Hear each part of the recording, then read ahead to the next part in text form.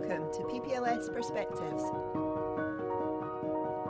a podcast bringing students and academics together to explore the research carried out by the University of Edinburgh School of Philosophy, Psychology and Language Sciences and the impact this work has on society.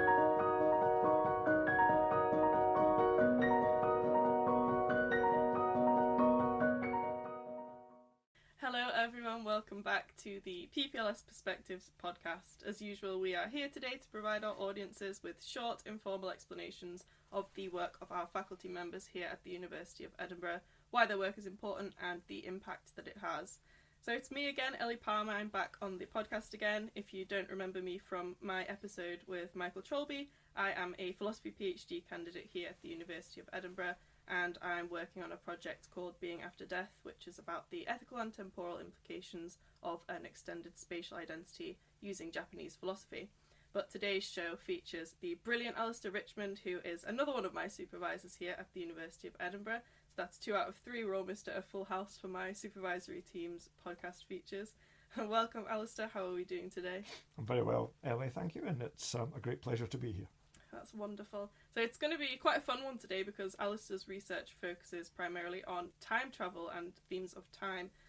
So aside from his many successes in that field, including various brilliant publications in the Philosophical Quarterly, Synthes, Ratio and Analysis on themes like time-travelling tortoises, but also on themes like Berkeley's Principles of Human Knowledge. Maybe his most important achievement is actually as runner-up in the 1976 John Menzies Painter Doctor Who Monster competition. Alasdair, would you like to take a moment to introduce yourself, or is there anything else that our listeners ought to know about you or your academic background? Yes, I got into time travel because I started out doing the philosophy of science, and I became more and more interested in what physics was telling us about the nature of time. And it turns out that quite a few of our everyday ideas about time need a bit of an overhaul. Like, it turns out that the duration of a process is a function of how fast you're moving compared to the process, which is strange. And it turns out that there are possible worlds that physics describes where time can vary not just in its speed from place to place or person to person, but in its direction. And universes like that, they've been studied ever since a 1949 paper by famous logician Kurt Gödel suggests that the laws of physics allow us to travel not just forward in time but also backward in time.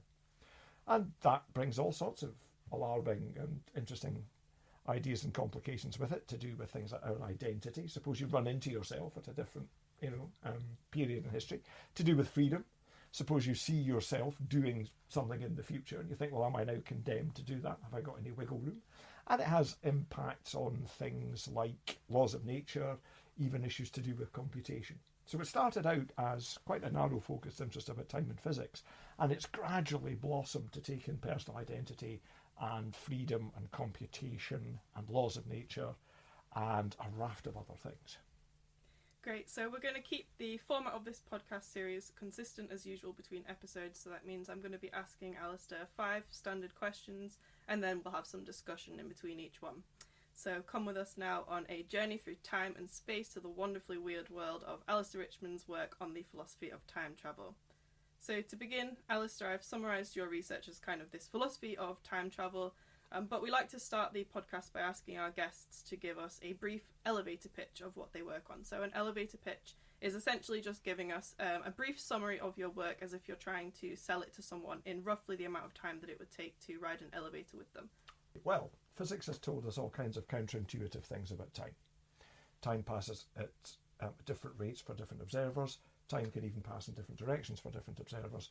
And if you take that seriously, the potential knock-on on things like our ability to understand our power of free action, our ability to understand our identity, our understanding of laws of nature, even understanding of computation, is going to need a bit of overhaul. And that is something to which I would like to contribute, trying to see how much we can make our everyday ideas fit with the ability to move information and even people backwards in time.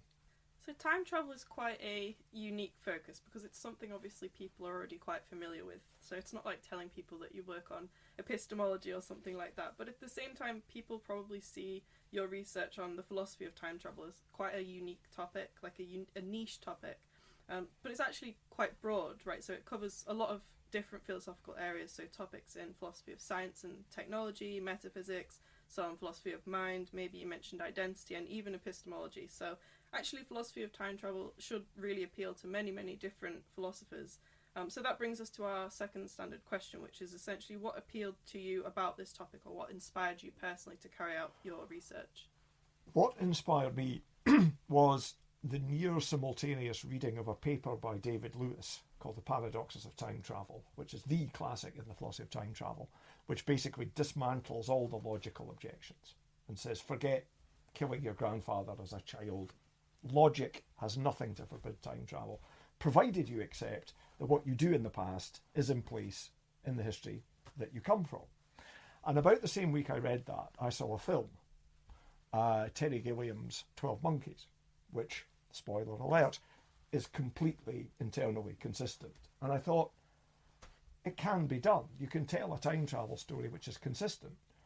And that means that the big objection, the logical objection, doesn't work. So whether in fact time travel is possible, with all the knock-on effects about our identity and knowledge and laws of nature, isn't really a question for the philosopher, it's a question for the physicist.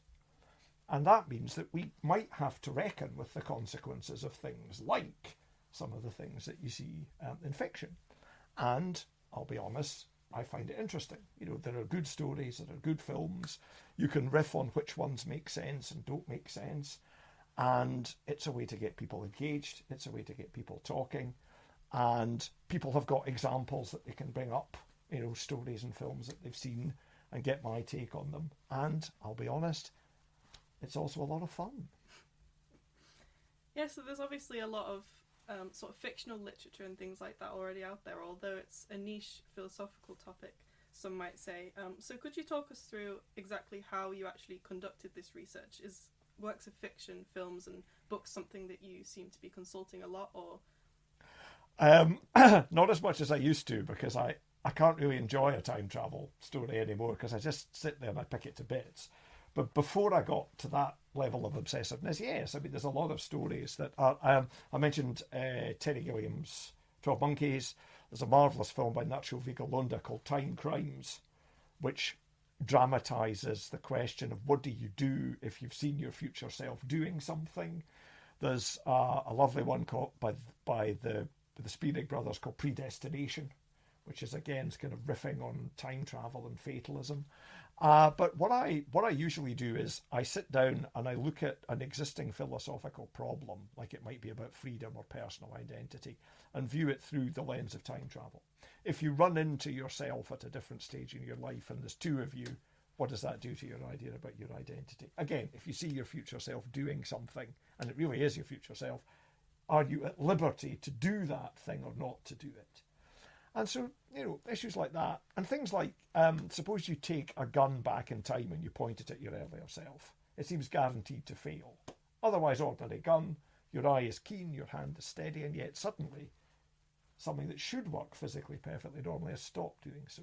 So what I do really is I take existing philosophical problems and I think, well, what does introducing time travel into the mix do to our ideas about this topic?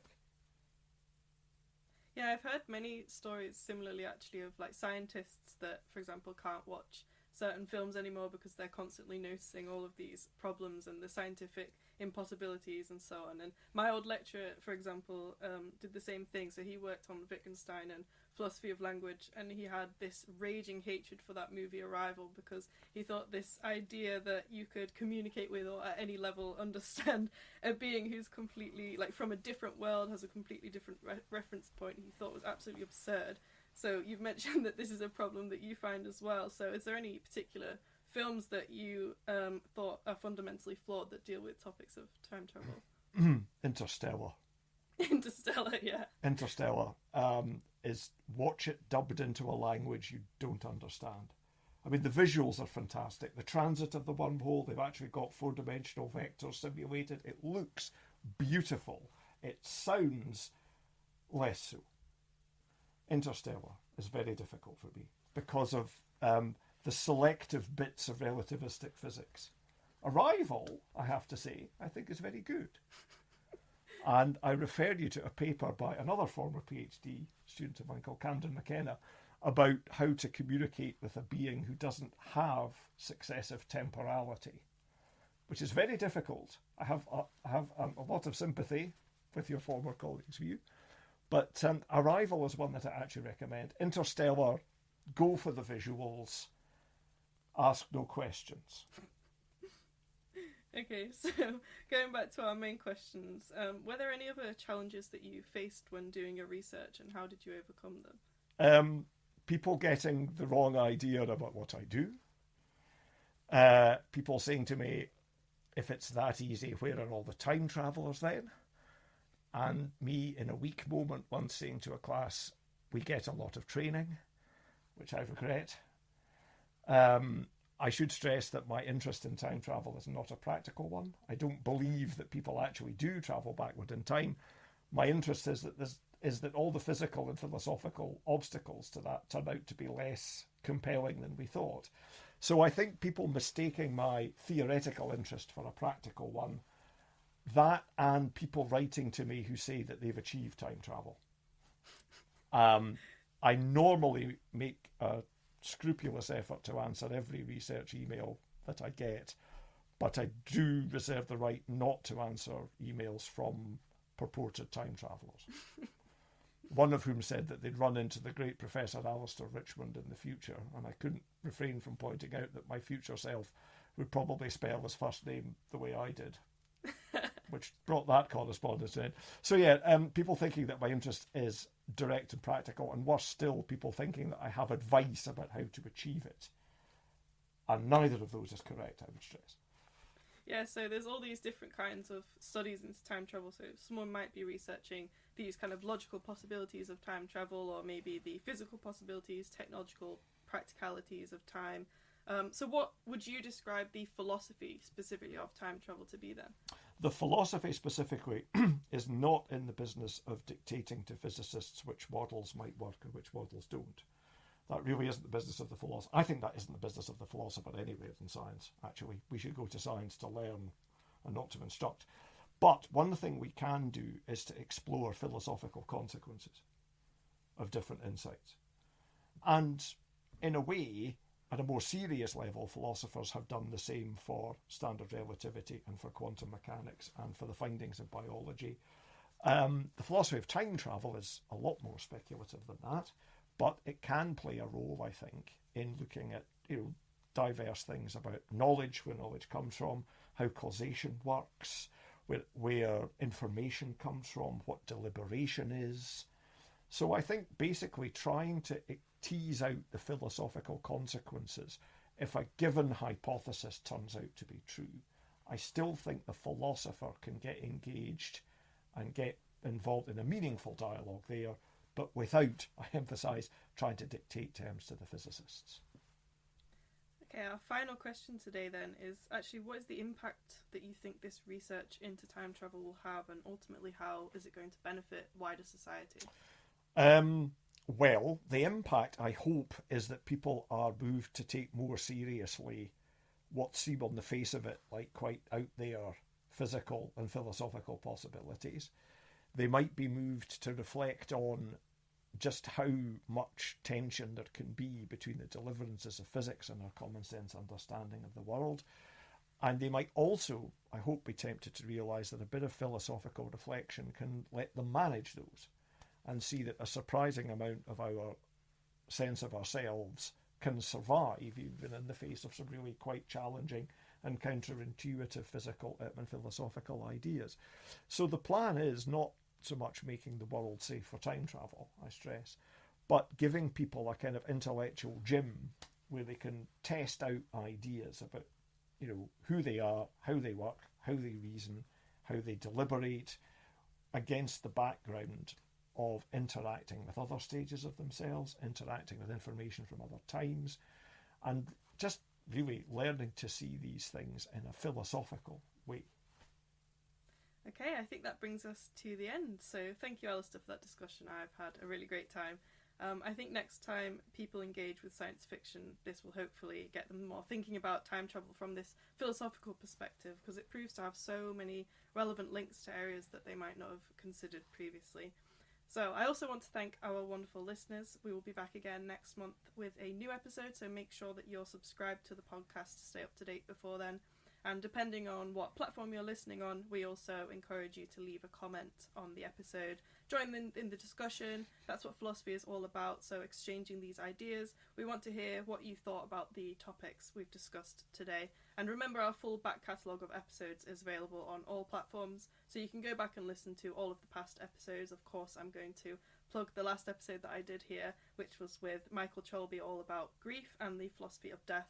So I recommend you go and check that out. And that's all from me. I've been Ellie Palmer, and this has been Alasdair Richmond, and this is the PPLS Perspectives podcast. Thank you for listening.